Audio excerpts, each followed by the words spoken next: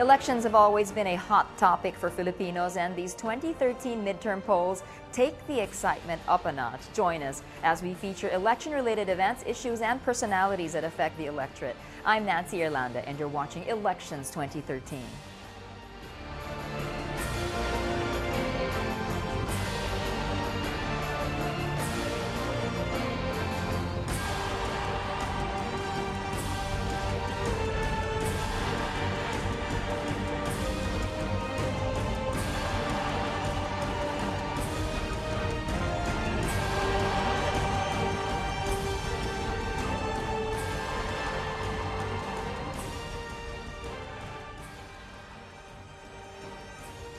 With me is our resident election analyst, former COMELEC Commissioner Attorney Gregorio Larrazabal. Hi, Gregorio. Evening.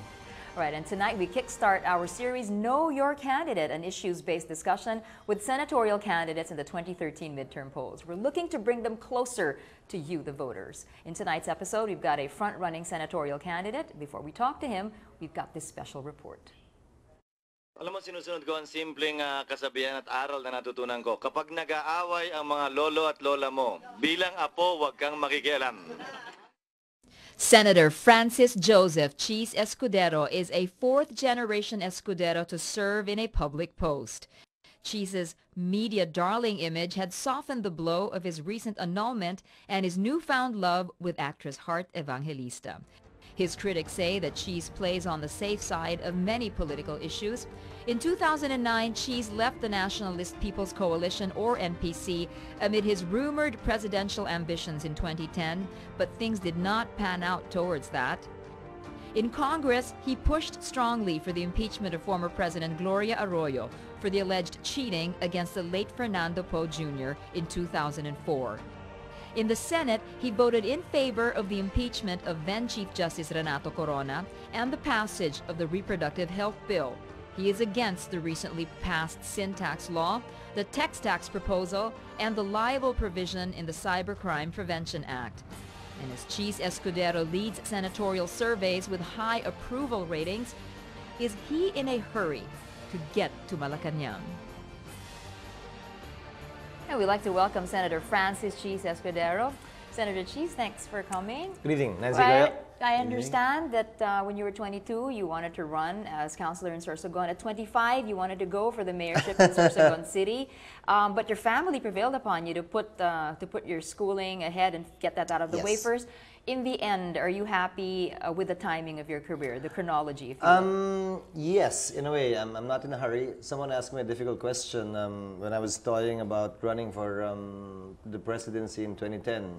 It is a very simple question.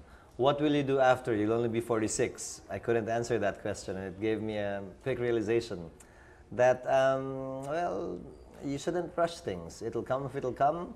If it doesn't, as long as you're happy, but if it does, you should be ready. Pacing. You pace yourself. Right? Jumides maturan yan, tamang timing. So you feel you're exactly where you should be at this point? Whether it will happen or it won't happen, I'm happy where I am. All right, picking up on that, on what you mentioned about running for president in 2010, back then, some quarters were painting you as perhaps the Filipino Obama, you know, running on the themes of hope and the youth. No presidential nor vice presidential run happened for you then, but how do you feel being back on the campaign this time as senator again? Do you feel that the momentum is stronger now or weaker towards higher office? I'm not thinking of 2016 yet, Nancy. Unlike the other aspirants in 2016, they're not running. You're talking of Vice President Binay, for example. You're talking of Secretary Rojas. You're talking of Senator Estrada. All of them aren't running. I'm running in this election. I'm concentrated in this election, and we'll think about 2016, if at all, after 2013. Hopefully, it'll be a successful run. But how important is the 2013 elections in relation to the 2016 presidential election, in your view? It's not important for as long as you win. Rank would not matter to my mind. Because if you look at recent history, wala pang nagpresidente na nag-number 1 sa senatorial slate. Baka nga may jinx pa yun. So it doesn't really matter to me. 1 or 12, the salary is the same. 1 or 12, yung term nyo, 6 years pa rin. 1 or 12, you're still called a senator. Hey, always a first time, right, Goyo? Yes, Senator Chiz, you bolted the NPC in 2009. Yes. Tell us again why you did that, and do you regret having done that? Did you feel you had no choice? No, because there were pressures from all sides, whether or not to run at that particular time. I wanted to decide for myself and on my own. Because at the end of the day, I would have to face the voters, I would have to face my family with respect to that decision. And I wanted to decide free of any hindrances, free of any baggages, free of any pressures from any group. And at the end of the day, I still firmly believe, that is why I've remained as an independent, that if and when you are running for president or even considering running for president, that you should not belong to any party. Because at the end of the day, you will be president of the Filipinos who voted for you and did not vote for you. Presidente ka ng kapartido mo at hindi mo kapartido. All right. Back then, they were saying that perhaps, tell me if I'm being too harsh, but that you bit the hand that fed you. You had a falling out with Danding Cojuangco. You were a star in the NPC. Have you kissed and made up? How was your relationship with Ambassador We have Cojuangco? very good relations. We have very good relations. We're friends. We never fought. It was an understanding that we arrived at that that was in the best interest not only of the party but also of my own supposed reputative candidacy at that time. And we're quite good. People don't understand and see it, but we're actually good.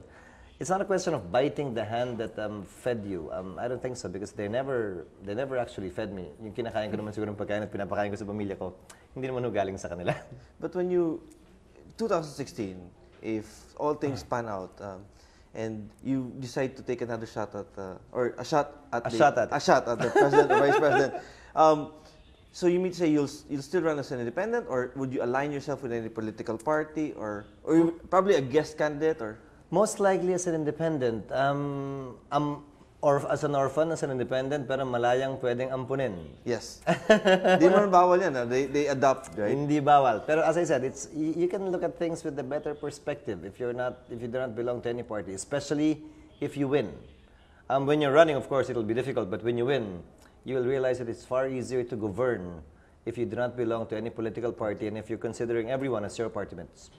Right. Just picking up on that whole adoption thing. I mean, recently you did say that you are a common candidate, right? But the UNA has not actually invited you to any of their sorties. It's okay. I had no plans really of joining most of the sorties of any group anyway. When I ran in 2007, I went around the country mostly on my own for one simple reason.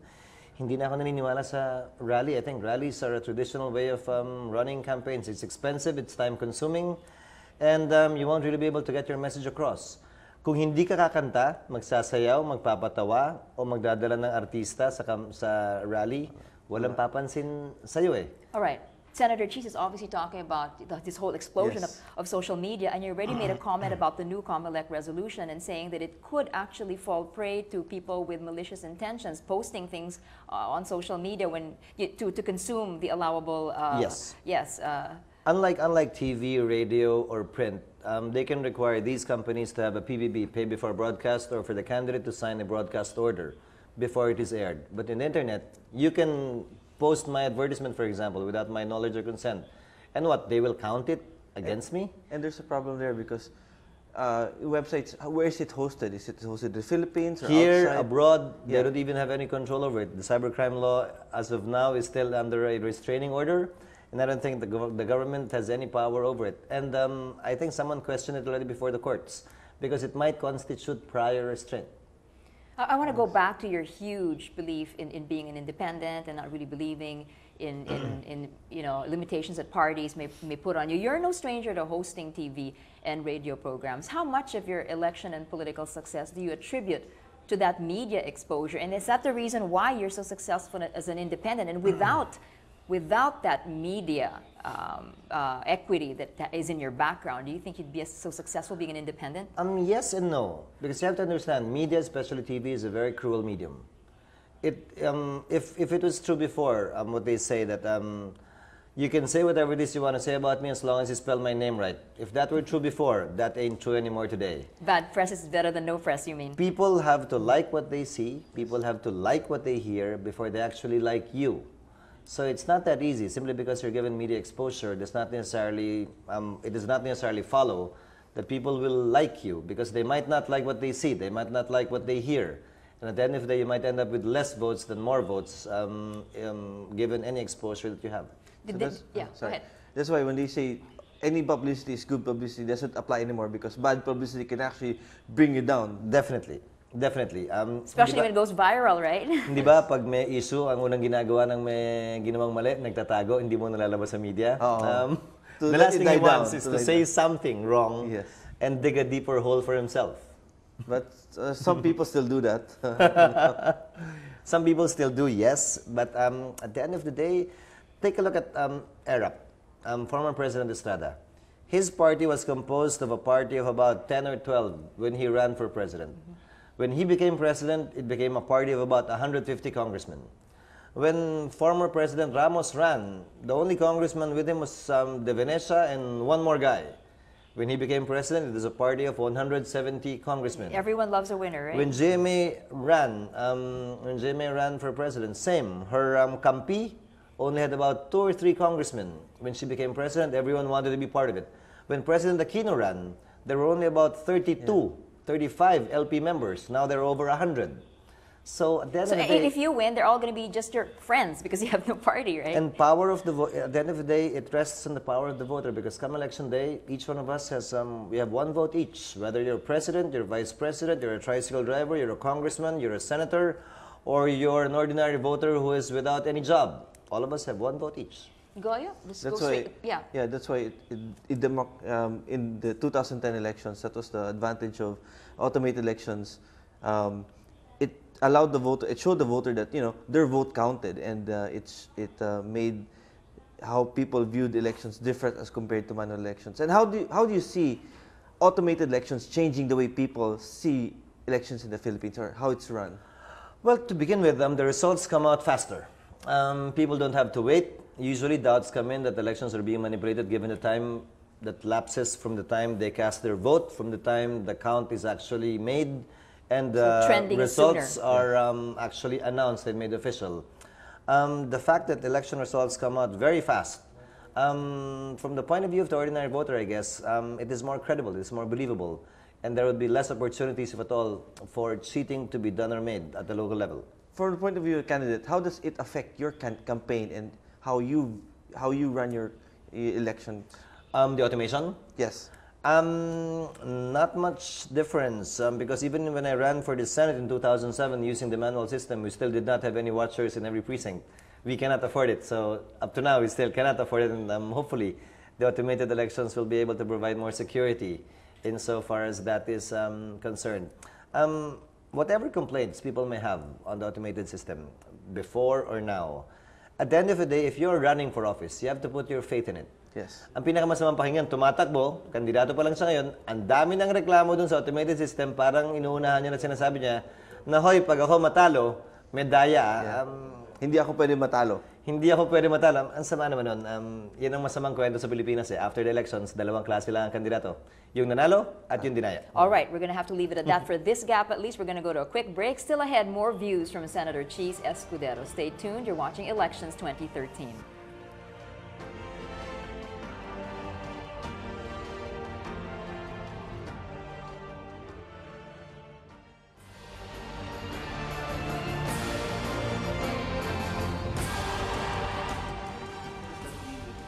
All right. Welcome back. Welcome back. We have Senator Chiz. Yeah, we're having a little private conversation here. No, you're such a huge fan of being an independent. But doesn't that just cast a bad light on our party system?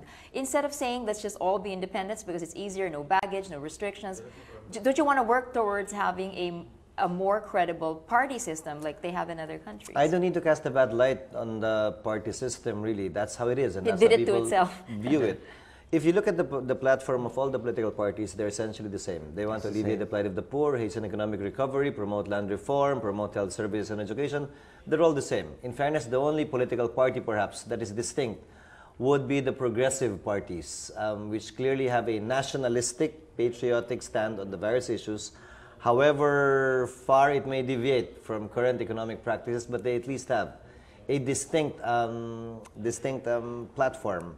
They have proposed to have a two-party system, but I disagree with that as well. Because at the end of the day, it's the parties who will choose our leaders, not the voter. Paano pag 2 partido lang, ikaw ang boss ng isang partido, ikaw ang boss ng isang partido? Gusto kong tumakbo, ayaw niyo akong kunin, may kinuha kayong iba. and the voters are only allowed to choose from amongst your nominees, I think that'll limit the choice of the voters as to who their leaders can or will be. Well, one way of looking at that is like the cream will rise to the top, right? Yeah. In theory, yes, but at the end of the day, if they don't want you to rise, and it's simply because they want someone else, the voter will be deprived of his right to vote for their candidate.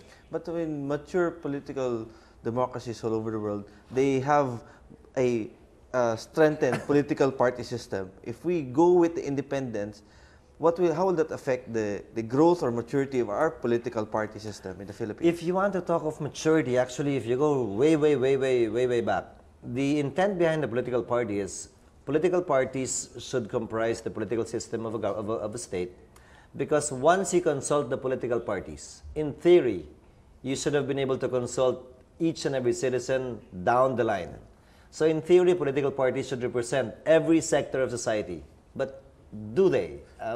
They actually don't. And I don't think any political party, even the most advanced of democracies in the world, can actually say that when we speak for this side of the country. When they speak for that side of the country. But what do you say about how political parties are being used now for convenience? Not people join it for convenience, but not for conviction.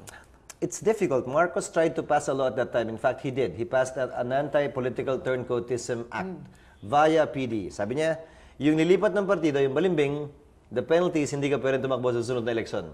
It served him well at that time. You know what he did? He invited everyone to be part of KBL. When everyone who was someone was part of KBL, he all of a sudden chose the candidates. Those he did not choose left the party. And the penalty was, since balimbing ka, you couldn't run.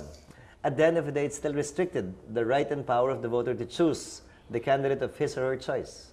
As the Senate Chairman on natural resources and the environment, of course, your first priority would be how to extract the USS Guardian from the Tubataha Reef. But even beyond that, are you going to pursue why they were even there in the first place? There are reports that the vessel was actually denied entry and they were being asked to stop. But then supposedly the officials on that vessel said, talk to the U.S. Embassy. Well, we're verifying those reports because the initial answer we got was that there was something wrong with their radar system. I seriously doubt that because they have one of the most advanced militaries in the world, number two. It's a I'm sure they have 2, 3, 4, 5, 6, 7, 10, 20 redundancies that can use as a backup for any mistakes in their radar. But having said that, I think we should send the message across.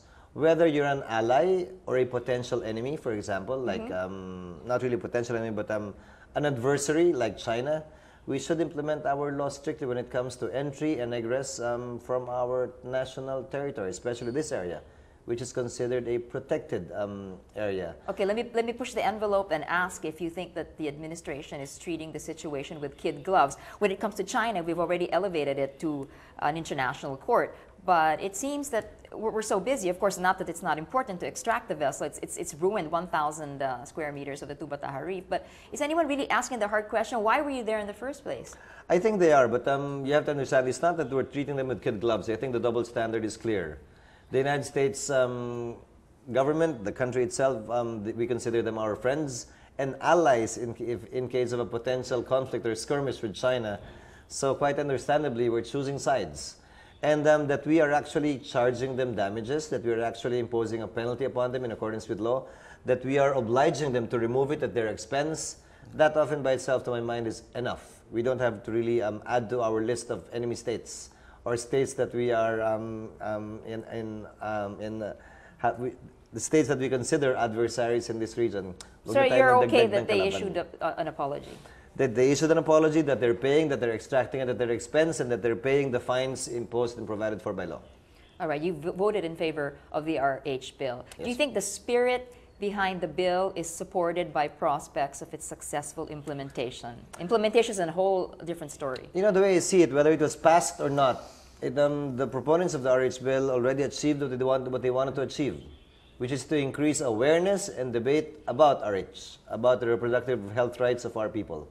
Whether it was defeated in the vote in the House or in the Senate, actually they already achieved what they wanted. Everybody was talking about RH, everybody was discussing and debating about the RH, and everybody knew roughly what the RH bill contained. But now people are discussing the next step, which is supposed to be a divorce bill. What do you think of the possibility of that passing? I think those that came up with that issue simply want government and the church to again have another issue as between them. Pinapainit lang nila yung away ng dalawa. No chance it will pass in this Congress, not even the next Congress. I don't think the time is ripe for it. There's even no bill filed in the Senate insofar as the divorce bill is concerned. Personally, but I know you're against it, right? You prefer annulment. I'm against it. I secured an annulment, but I want to make it more affordable and accessible to our people. By, for example, you don't even need the law, by requiring the PAO, mandating the PAO to accept annulment cases, by mandating DSWD and DOH to, for example, provide psychologists for free. So why is annulment better than divorce? There's a basic legal difference. Goya would know about it as well. Annulment, the ground should exist. The basic difference is in annulments, the ground should exist at the time of the marriage. In divorce, it can exist after the marriage. So for example, beating up your wife or husband, that is not a ground for annulment. But beating up your wife or husband may be a ground for divorce. Ang biro ko nga sa kanila, kung magpapasa tayo ng batas sa divorce, pagbawal natin dapat yung guilty spouse mag-asawa uli. Kasi kung hindi, ginulpi niya yung asawa niya, nag-divorce siya, mag-aasawa siya uli, how many women will he beat up? If we will pass such a bill, we should consider not allowing the guilty spouse to contract a second marriage unless he proves himself to have been reformed or fit or to have changed.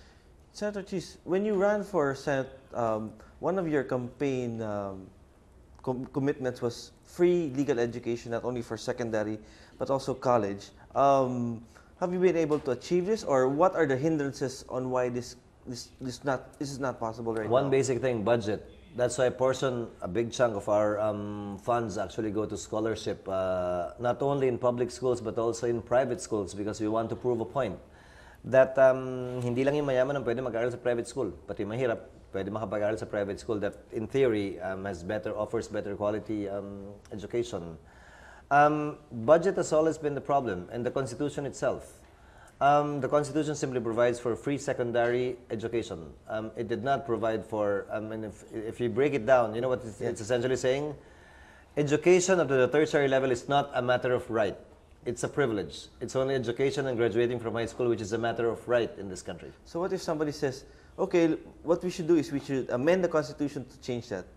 How would it play out? The question would still be funding, but one way of doing it, which we did already, we passed the K+12 program.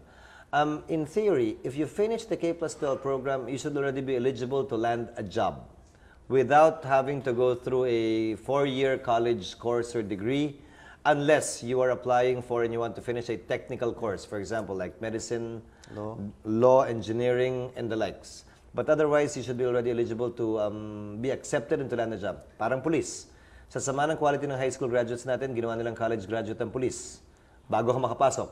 If we will do this K+12, anyone who finishes the K+12 program, for example, must be eligible to apply as a policeman in this country. Even sales ladies now in malls, they have to be college graduates. Or college level. College level, okay. College level. But with this K+12, we're including in the law a requirement that they must be eligible to land a job unless it requires certain technical and special training. All right, the Freedom of Information Bill, the name itself implies that it's a good thing. Why all this delay? I don't know. We passed it in the Senate already, unanimously. It's pending in the House and it has been pending in the House for quite some time. I agree with you. At the end of the day, di ba, masalam ni Goyato, lahat ng bawal, illegal at masama, ginagawa yan sa dilim. Pag sininagan mo ng ilaw, if you put it in front of bright lights, in theory, you wouldn't do anything wrong. That's essentially what the FOI seeks to do. Lagyan ng ilaw lahat ng transaksyon ng gobyerno para in theory din, wala din silang maling gagawin dahil may ilaw nga ng camera doon. Right. Political dynasty, do you feel you even have to defend yourself? Take with a grain of salt whatever it is I'll say, because when I ran for Congress, it was my father who used to be the representative in that district 2 years before I ran. Hindi naman eksaktong pagpasa yun. But most advanced democracies don't have an anti-dynasty bill. They completely trust their voter.